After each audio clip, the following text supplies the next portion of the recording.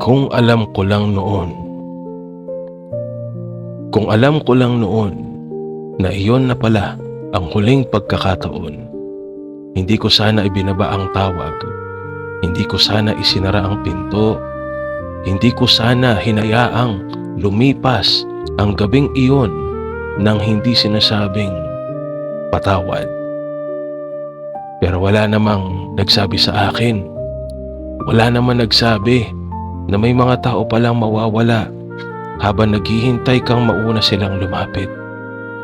Wala naman nagsabi na may mga relasyong namamatay hindi dahil sa kasinungalingan, hindi dahil sa pagtataksil, hindi dahil sa kawalan ng pagmamahal, kundi dahil sa dalawang taong pareho ang sugat, parehong nasaktan, at parehong naghihintay kung sino ang unang magsasabi ng patawad. At ang masaklap, walang nagsalita.